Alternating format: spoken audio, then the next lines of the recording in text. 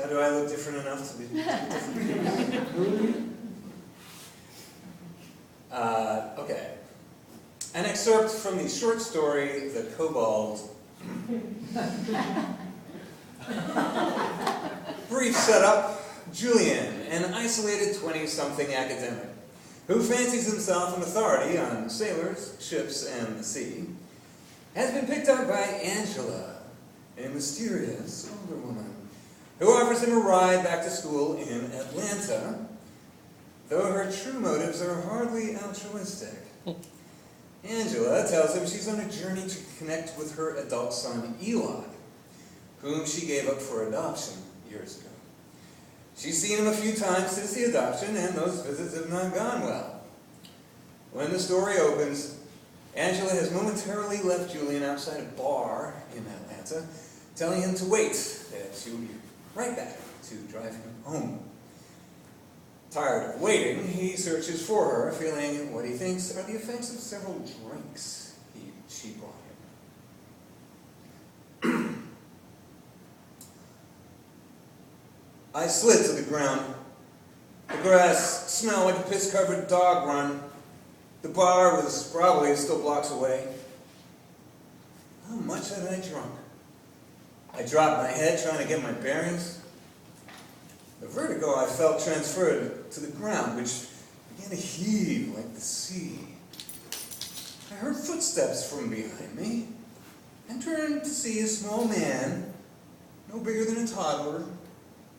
The first thing I saw was his pipe, a wild squiggle of burlwood, bigger than a normal pipe, with a hot coal pulsing in the bowl. A fine mist of what smelled like seawater, salt, fish, seaweed, burst forth with each puff. He wore a sailor's suit of yellow velvet and a pair of leather lace-up boots. His face was yellowed and wizened. His wrinkles collapsing together were reduced to half moons. His crow's feet ran down his entire cheek and met with the accordion folds of his spinal lines. His irises were a shifting shade of blue, turning from nearly white to deep navy, as if they were portholes to a sea behind him. It's a hallucination. Angela, did she put something in my drink? No wonder I felt so disoriented, so confused. Why would she do that? I'd read about hallucinations sailors had during long watches. One man described how the white caps of each wave formed themselves into the silhouette of his young son laying on his stomach and reading a book, his feet swinging in the air. I saw my son in this position 1,000-fold, in every wave, always reading the same book, feet moving in the same rhythm. And the line went something like that. What did the sailors do when they saw things? They maintained a faith in reason, stayed calm, tried to sleep. I closed my eyes and opened them again. Yeah, the apparition was still there. He seemed content to smile and smoke. I reached out to wave a hand through him, but he jumped back and made a motion with his one finger. There was something familiar about him. Then I remembered he was a colored version of a woodcut I'd seen in a book titled Legends and Superstitions of the Sea. A kobold, a sprite of German folklore meant to assist sailors at sea. I laughed inwardly. So, this was just my thesis research, swirled up in whatever psychedelic drug that crazy woman dropped in my beer. Seagoing kobold had a special name, though. What was it? A claboutman, the figure said. You need to take better notes.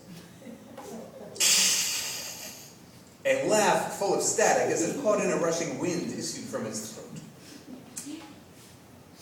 I tried to lift myself from the grass, but a powerful gravity seemed to be holding me down. The ground was soft under the heel of my hand. I gave up, plopped back down, and wiped the mud on my jeans. The kobold smiled and opened his mouth. I heard a whoosh in my ears, as if they were pressed to a conch shell. But I could still make out his words.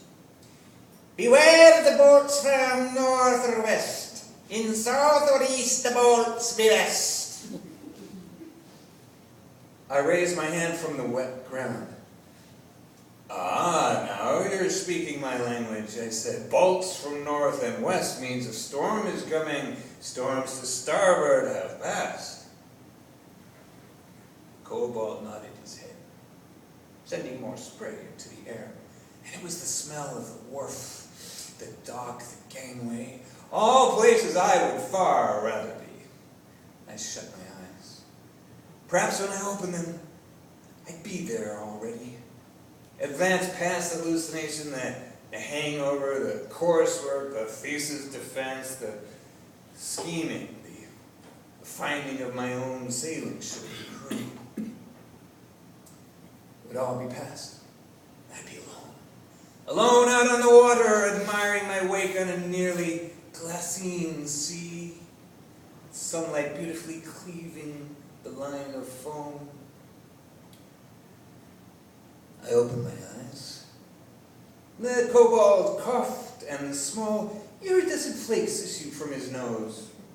A few landed on my hand. Fish scales. He drew a piece of gray netting from his breast pocket and wiped his nose.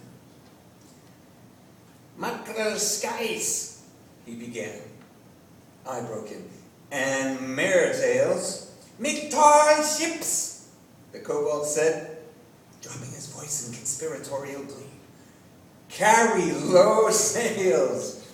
We finished it in unison. The kobold's voice, a crackling echo of my own. I laughed and wheezed and couldn't catch my breath. Did sailors laugh about this too? The slap-happy flip side of a long night watch. The exhilaration that could be as terrifying and sudden as bad weather. With each laugh, I peeled away from my body, till there I could feel nothing at all. My body was still shaking when I woke. Something stroked my nose. I opened my eyes and saw the side view mirror of Angela's Volvo and a slice of moving highway reflected in it. The side of my head was resting on the passenger window. The thick glass vibrated and blurred my vision. The car swerved. I pushed off the handrest, forcing myself to sit up, and the vibrator stopped. Whee! Those rumble strips sure do work. What a beautiful wine. Oh, sorry, I didn't mean to wake you. It was her, Angela. I was dozing myself for a second there, Julie, baby, but whee! Rumble strip. Roll down the window, my friend, and let it all hang out. Where are we? Why are you driving my car? We're heading to see my son, Eli. I got a tip last night that he would be at the flea market selling his stuff. Flea market? I need to go home. What the hell happened last night? Bits and pieces came back. Moe's and Joe's bar, the parking lot, the little German man blowing sea spray in my face. Angela stumbling and flicking her lighter. It was so strange. I think I was hallucinating or dreaming last night. I saw this little man. Oh no, wait! Angela said. She jerked the wheel to the right. The car fishtailed to the shoulder. I grabbed the door handle and squeezed my eyes shut. A chorus of car horns rose up behind us along with a cloud of dust and gravel. When I opened my eyes, Angela was staring into them. One of her pupils was open to the edge of her iris like a keyhole. Her eyelashes were as stiff and bent as insect legs. Her eyes had the green-amber sheen of a beetle shell. Traffic was whipping past behind her, and in the wake of a semi, the whole car lurched.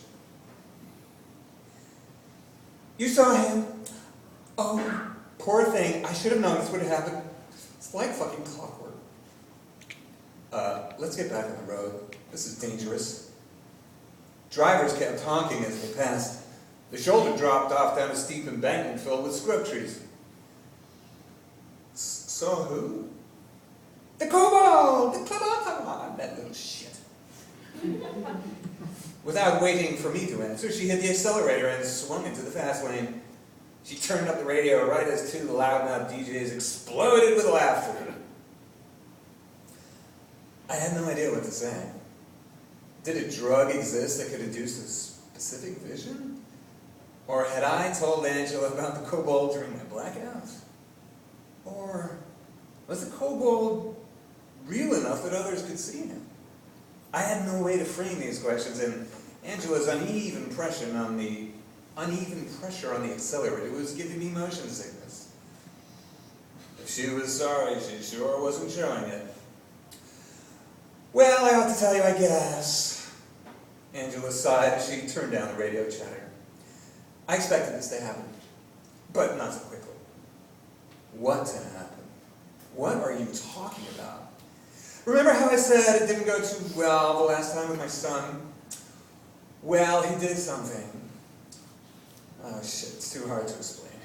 Read this. She reached into her back pocket and handed me a folded piece of yellow lined paper. It had been folded and refolded so many times that the edges were nearly worn away. The faded writing was clearly the work of a child learning cursive, using the lines of the paper to guide the height of the letters and the width of his loops. It read, "Dear Mom, actually I'm going to stop calling you that. Dear Angela, your boyfriend Fuel was a jerk. He grabbed your ass when he knew I was watching. He left his beer can full of tobacco spit in my room. I know you thought meeting me would be good for your healing process. That's what everyone says. Part of me does want to be your friend, but the best thing for you right now is to go away. Please accept the Kobold. He will keep you safe from men like Fuel, or Fuego, or whatever it is. Called him so many different names. He will be the friend you need. Eli." Well, I read the letter several times. The tone of the letter was unsettling. The coincidence was indeed strange. I hallucinated a kobold while her son had given her a kobold years earlier. Was it a toy? I had to turn to Angela, but she slowly shook her head. Oh, he really meant it. Every man that falls in love with me sees the kobold. Eli gave me a fucking sea sprite. And it pops up at the most inopportune moments.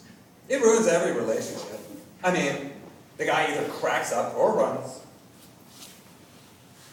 Well, I'm not in love with it. Attracted, infatuated, turned on, smitten, which call it whatever you will. The kobold is never wrong. I let her keep talking. Maybe this was how she needed to tell me what she felt. Maybe she needed the layers of fantasy and lore to embellish what was raw and scary. Falling in love. And there was something poignant about how she attributed every failed love affair to the Kobold. One guy she knew only as Freddy got himself a chest tattoo of an amulet to ward off demons and then changed his name and disappeared. TJ, another ex, broke into an electronics store and stole one of those soothing white noise machines to try to drown out the Kobold's voice. He's still on parole for that. And Crater, the love of her life, Crater, saw the Kobold sitting right next to his black lab in the sidecar of his Harley. He was so startled by the sight of his dog licking the Kobold's face that he lost control. He woke up in the hospital, speaking Norwegian, with no memory of the first 40 years of his life, and, of course, with no memory of her. Eli has this strange protective instinct. He won't let any man near me. It sucks. Almost the opposite of what you'd expect. I keep hoping that maybe if he sees I've settled down, maybe he'll lift the kobold spell. I want him to be proud of me. I want him to trust my choices. Should I have laughed, reasoned with her, played along? I looked at her face. Her eyes were fixed on the road, but a tear fattened and wobbled at the edge of her eyelid. I put my hand around her wrist like a bracelet and just held her like that for a moment. It was the emotional equivalent of heaving to, my own way of waiting out the storm. Up ahead, cars were slowing down and stopping as they reached a growing traffic jam. The heat and light of the day rippled the imagery, making it unclear how far we actually were. I saw a gray sedan idling in the right lane, its window lined up with ours. At first the car seemed to be empty except for the driver, a harried-looking church matron with a grim, forward-facing expression. But as I gazed into the car, the muted leopard print of her cardigan swirled and resolved into the small, hunched body of the kobold. I blinked, and then the kobold's face was pressed up against the window, mashed, really, like some kid mugging for his friend. The glass flattened his lips as he rolled his face to the side so I could see him wink. He ducked from view. And then a small square of fabric slowly rose up in his place. A thin wooden stick followed. It was a flag vertically divided into two colors, one half yellow, one half blue. I immediately recognized it as an international maritime signal flag. But I had to think for a moment before I could identify which one. It was the kilo flag. It meant, I wish to communicate with you.